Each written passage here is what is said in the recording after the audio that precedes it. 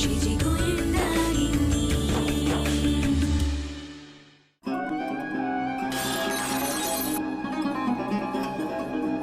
40 বছর পুরনো ম্যাগাজিনে এক প্রতিষ্ঠিত অভিনেতার চুল কেটে নেবার চেষ্টা করেন একজন মহিলা। সেই খবরটা দেখলাম।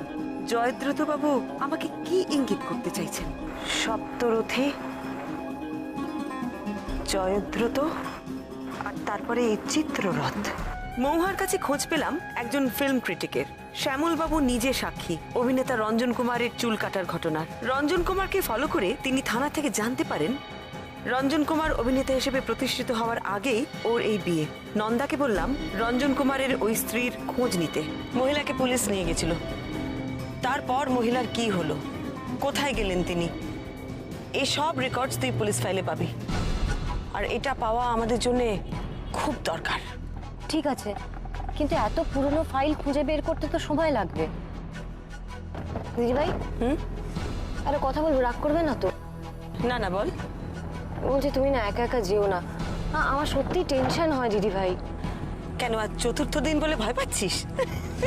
হেসো না তো, ভয় হবে না, যা সব শুনছি আমি। দিদিভাই, আমারও কিন্তু বেশ চিন্তা হচ্ছে। চিন্তা নেই, আমি আগের বারের থেকে এবার অনেক বেশি সাবধান হয়ে গেছি। নন্দা, তুই কালুকে নিয়ে চলে যা, আমি আর মহুয়া ট্যাক্সি করে বাড়ি চলে যাচ্ছি। না না দিদিভাই, আমি ট্যাক্সি নিয়ে নিচ্ছি। কালুদা, একটু সাইড করো তো, আসছি আমি। সাবধানে যা। হ্যাঁ, চল।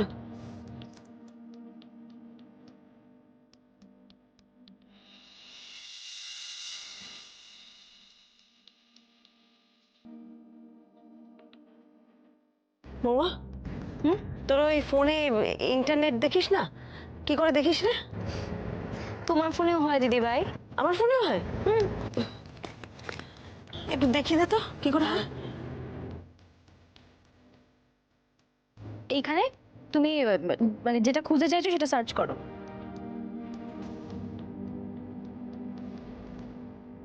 দেখো, হ্যাঁ হ্যাঁ, ব্যাস একদম ল্যাপটপের মতো সেম তো। হ্যাঁ, তাই তো।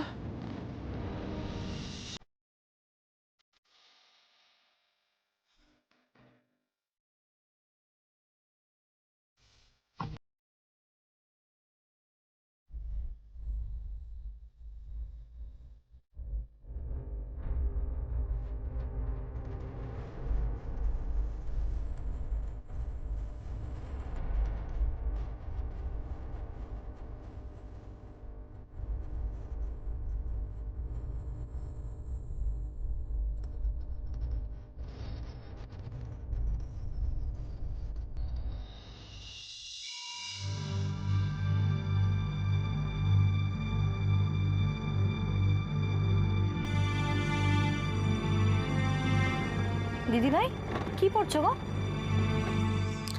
দেখ কি বলছে। কি নিয়ে? Black magic. ব্ল্যাক ম্যাজিকে এই বশীকরণ নিজের দিকে কাউকে আকর্ষিত করার জন্য ব্যবহার করা হয়। চুল ব্যবহার করে তুমি নিজের দিকে কাউকে আকর্ষিত করতে পারো। ধর, তুই কার মন যোগ চাস কিন্তু পাচ্ছিস না, তখন তার চুল নিয়ে। তার মানে ওই জয়দ্রথ তোমাকে বশ করার উদ্দেশ্যে সেদিন তোমার চুলটা কেটে নিয়েছিল, তাই তো?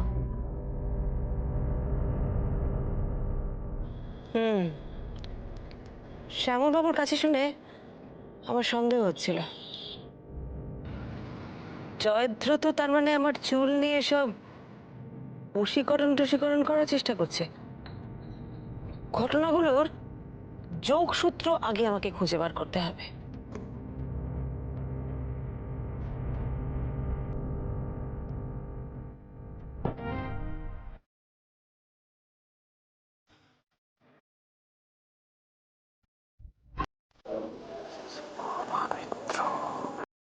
মিসেস পরমা মিত্র, মিসেস পরমা মিত্র, মিসেস পরমা মিত্র, মিসেস পরমা মিত্র, মিসেস পরমা মিত্র।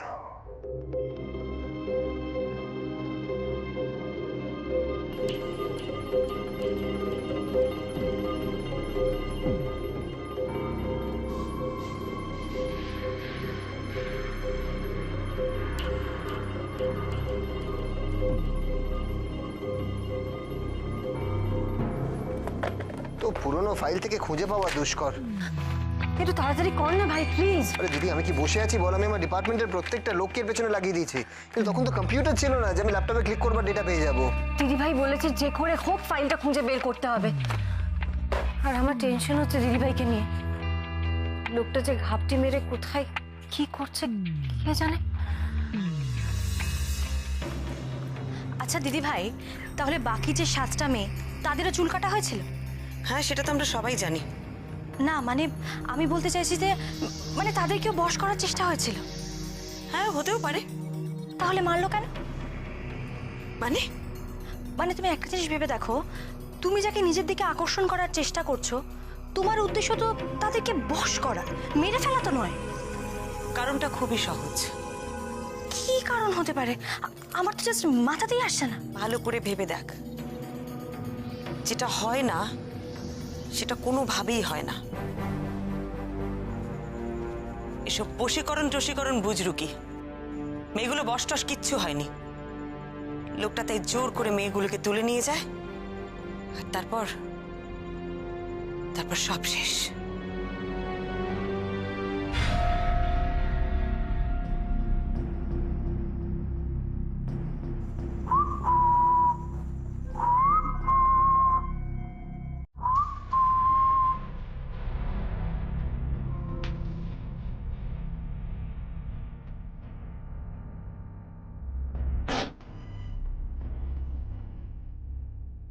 আমার ইচ্ছে এই বাতাসে উড়িয়ে দিলাম।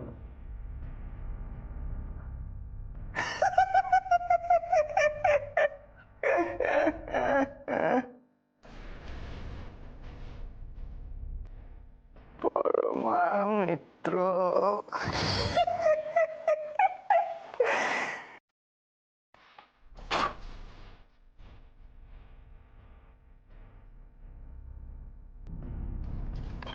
পেয়েছি স্যার, এই যে রঞ্জন কুমারের বউয়ের কেস ফাইল। এক্সিলেন্ট, তুমি যাও এখন। Okay sir.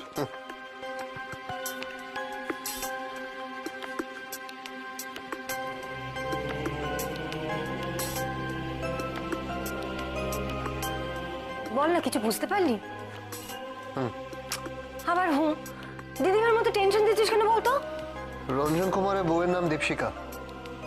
আর ওই ঘটনার পর প্রমাণ করা হয় যে দীপশিকা পাগল, আর কাউকে না জানিয়ে রঞ্জন কুমার ওনাকে পাগলাগারদে পাঠিয়ে দেন। ওদের কোনো ছেলে মেয়ে ছিল না? বাহ, বৌমনির সাথে থেকে তো তুই তো বৌমনির মতন রেলেভেন্ট প্রশ্ন করতে শিখে গেছিস। বৌমনি থাকলেও এরপরে এটাই প্রশ্ন করতো। আরে বাবা বল না। ছিল একটা ছেলে, যার বয়স তখন 4 বছর ছিল। তাহলে সেই ছেলেটা কোথায় এখন? আর দীপশিখাই বা কোথায়? নবজীবন মানসিক শুশ্রূষা কেন্দ্র, এখানে পাঠিয়েছিল দীপশিখাকে। ভাবো দিদিভাই, এই রঞ্জন কুমার লোকটাও কি সাংঘাতিক। নিজের সুস্থ বউকে পাগল পরিচয় দিয়ে ইনফ্লুয়েন্স কাটিয়ে পাগলাগারদে পাঠিয়ে দিল। এদিকে বউকে ঠকিয়েছে, ছেলেকে অবহেলা করেছে। এইরকম লোক তো ক্রিমিনাল দিদিভাই। সে এতগুলো বছর ধরে ভদ্রমহিলা এখানে আছেন, ভাবলেই কি খারাপ লাগছে। বৌমনি, আমার একটা কথা মনে হচ্ছে। দেখো, আমরা দীপশিকা আর রঞ্জন কুমারের কেসটা নিয়ে ভেবে ডাইভার্ট হচ্ছি। দেখো, আমাদের লক্ষ্য তো দীপশিকা বা রঞ্জন কুমার না, আমাদের লক্ষ্য হচ্ছে জয়দ্রত। না, দুটো যে এক সুতোয় বাঁধা নয় সেটা তুই জানলে কি করে? দেখ, জয়দ্রতই তো আমাদের ওই ম্যাগাজিনটা পাঠিয়েছে, রঞ্জন কুমার সম্পর্কে জানিয়েছে। তার মানে এটা পরিষ্কার যে জয়দ্রথর রঞ্জন কুমার সম্পর্কে ইন্টারেস্ট আছে। বৌমনি, আমি একটা জিনিস বুঝতে পারছি না যে জয়দ্রত এসব কেন করছে। দেখো, তুমি একবার ভেবে দেখো যে জয়দ্রত যদি চায় ব্ল্যাক ম্যাজিকের জন্য তুমি ওর দিকে অ্যাট্রাক্টেড হও, তাহলে ও অপেক্ষা করবে। মানে এতটা এফর্ট কেন দেবে? এই দীপশিকা, তারপরে চিত্ররথ ম্যাগাজিন। এই দেখ, তুই তোর কথার মধ্যে দিয়ে আমার আগের উত্তরে ফিরে গেলি। জয়দ্রথ আমাকে কিছু একটা ইশারা করার চেষ্টা করছে, এটা একদম ঠিক। তবে ও শুধু আমাকে আকৃষ্ট করার চেষ্টা করছে না, ও আমাকে বলতে চাইছে কিছু, বোঝাতে চাইছে কিছু। ও হয়তো চাইছে আমি ওকে আরেকটু চিনি, ওর জন্য ফিল করি। আমার দৃঢ় বিশ্বাস এই রঞ্জন কুমার, জয়দ্রুত, দীপশিখা সবাই একই গল্পের চরিত্র। দিদি ভাই, তুমি তুমি এই কথাটা কিন্তু খুব ভালো বলেছ। আচ্ছা আচ্ছা, রঞ্জন কুমারের ছেলে হয়তো জয়দ্রুত, এমনটাও তো হতে পারে, বলো? একদম ঠিক। আমার দৃঢ় বিশ্বাস জয়দ্রুতই সেই 4 বছরের বাচ্চাটা, যার কাছ থেকে তার মাকে জোর করে ছিনিয়ে নেওয়া হয়েছিল পাগল প্রমাণ করে। নন্দা, তুই তো লোকটাকে দেখেছিলি, কি মনে হয় কত বয়স? 43-44? হ্যাঁ, হতে পারে। রোগা রোগা চেহারা, মুখটা শুকনো। আমি শিওর জয়দ্রুতই এসব করাচ্ছে। আমার কি মনে হয় জানো স্বরূপ, জয়দ্রুত না আমাকে একটা কেস দিতে চাইছে, ওর মাকে খুঁজে বার করার কেস। ওর মায়ের সাথে যে অন্যায় হয়েছে তার প্রতিকার চাইছে ও এইভাবে। আমারও তাই মনে হচ্ছিল। দীপশিখা রঞ্জন কুমারের চুল কাটতে চেয়েছিল তাকে বশ করার জন্য, আর জয়দ্রুত সেটাই জানে। ইস, ছেলেটা তো তাহলে স্বাভাবিকভাবে সুস্থভাবে বেড়ে ওঠার সুযোগই পায়নি। এত অল্প বয়স থেকে মা বাবা থেকেও নেই। এত কিছুর পর হয়তো মাকে একটাবার চোখের দেখাও দেখতে পায়নি। একা একা বড় হয়েছে, একা একা থেকেছে। ও না চায় জানো তুমি ওর কষ্টটা বোঝো। ব্যাস মেজদি ভাই, ব্যাস। দেখো মেজদি ভাই, জয়দ্রুত দুঃখে ভেঙে পড়ার মতন এমন কিচ্ছু হয়নি। আচ্ছা, একটা জিনিস ভেবে দেখো, সে এত বড় একটা অন্যায় করেছে, 7খানা খুন করেছে, সে একটা সিরিয়াল কিলার। তাকে এত সহজে ক্ষমা করে দেওয়া যায় না মেজদি ভাই।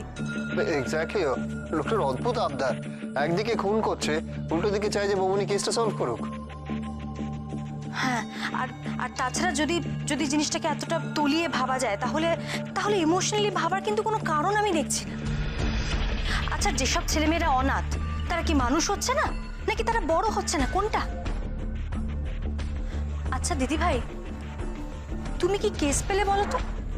একটা লোক তোমার চুলটা কেটে নিল, কি না তোমাকে ব্ল্যাক ম্যাজিক করে বশ করবে বলে, আর তার সময় মাত্র 7 দিন। এই 7 দিনের মধ্যে তোমাকে অ্যাট্রাক্টেড হতে হবে, আবার তারই মাকে তোমাকেই খুঁজে দিতে হবে, আবার তার প্রতি যে অন্যায় হয়েছে তার প্রতিকারও তোমাকেই করতে হবে। আর যদি এই সব কিছু 7 দিনের মধ্যে না হয়, তাহলে কাল সকালেই আমাদের এই মেন্টাল অ্যাসাইলামে যেতে হবে। দেখি গিয়ে ওখানে কি হয়।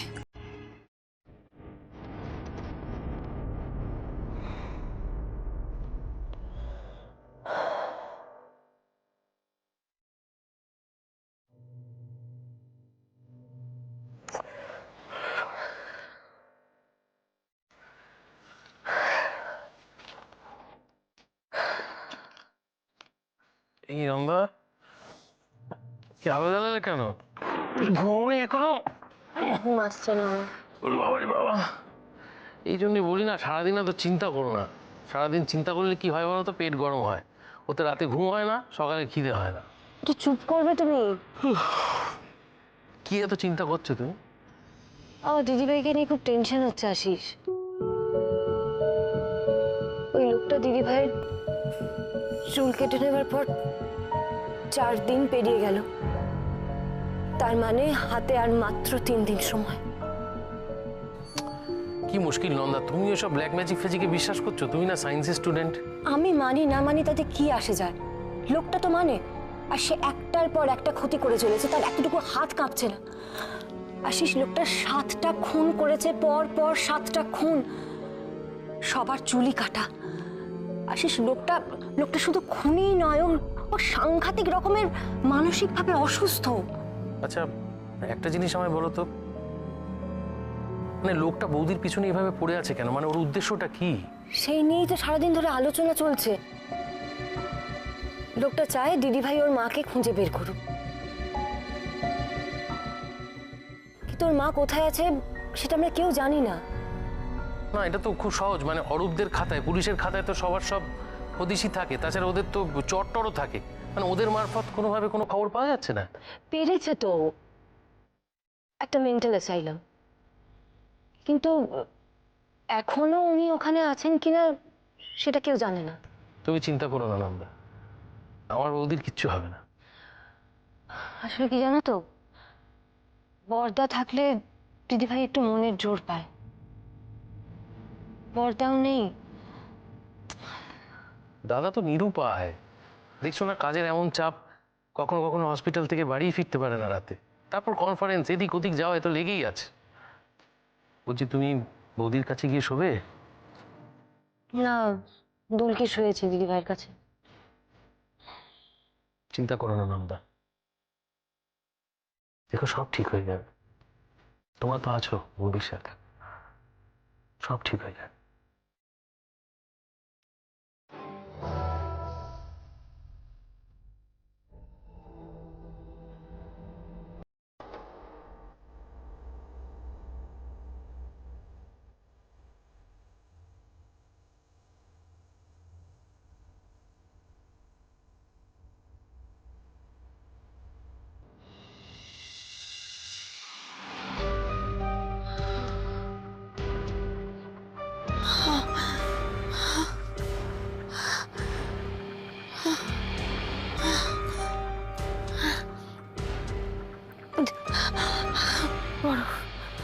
বরফ, চারিদিকে বরফ, চারিদিকে বরফ।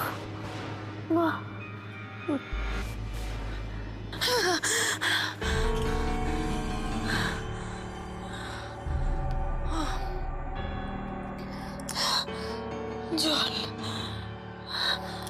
জল, জল।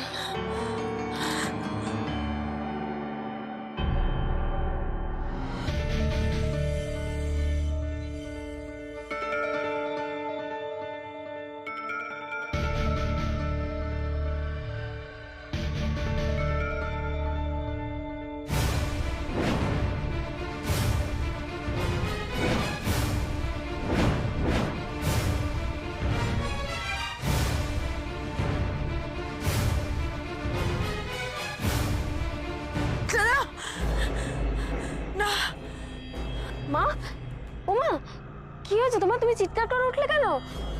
মা জল খাবে? আমি জল দিচ্ছি, দাঁড়াও। এনো জলটা খাও। ধরো ধরো। কি হয়েছিল মা? তুমি বাজে স্বপ্ন দেখছিলে? আর দেখবে না, এই দেখো আমি তোমায় জড়িয়ে শুয়ে থাকবো, আর ভয় লাগবে না তোমার। এখন ভয় করছে?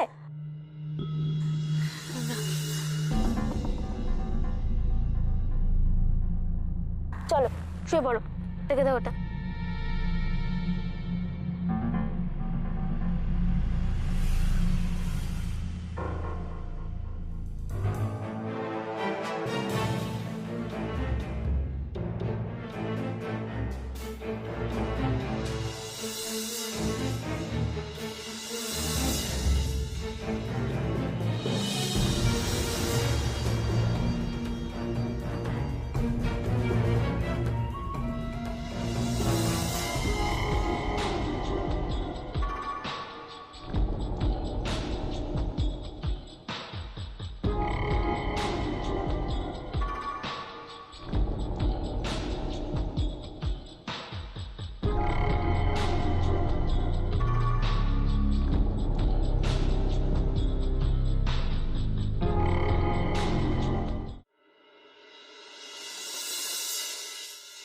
আমি আশ্চর্য যাচ্ছি যে লোকটার সাহস কতটা, একেবারে এই অবধি চলে এসেছে। লোকটার হাতে যদি কোনো অস্ত্র থাকতো তাহলে কিন্তু। দিদিভাই, লোকটা সারাক্ষণ তোমাকে নজরে রাখছে। মৌমা ঠিকই বলেছে, ওর উপর দরদ দেখানোর কোনো মানে হয় না। আস্তে আস্তে আস্তে কথা বল, বাড়িতে সবাই শুনতে পেলে একেবারে কুরুক্ষেত্র হবে। কিন্তু তুমি কি বিষয়টা সিরিয়াসনেসটা বুঝতে পারছো না বৌমনি? আরে বাবা, আমি সব বুঝতে পারছি, কিন্তু তোদের কথা যদি মা ঠাম্মা শুনে ফেলে না, এত ভয় পেয়ে যাবে। তখন আমি ওদের সামলাবো না কেস সামলাবো? ভয় তো আমারও করছে। কেন এসবের মধ্যে তোমাকে জড়াতে চাইছে বলো তো? আর লোকটার কোনো ভয় ডর নেই, একেবারে বাড়ির ভেতরে এই অবধি চলে এলো। ভাই, ভাই প্লিজ তুই কিছু একটা কর ভাই। আমি আজকেই পুলিশ পোস্টিং এর ব্যবস্থা করছি। আর বৌমনি, অ্যাটলিস্ট এবারে তুমি না বলো না প্লিজ। আমি একদম না বলবো, তুই সব কিচ্ছু করবি না। তুমি কি করে এটা বলতে পারছো? তুমি বুঝতে পারছো না লোকটার উদ্দেশ্যটা কি?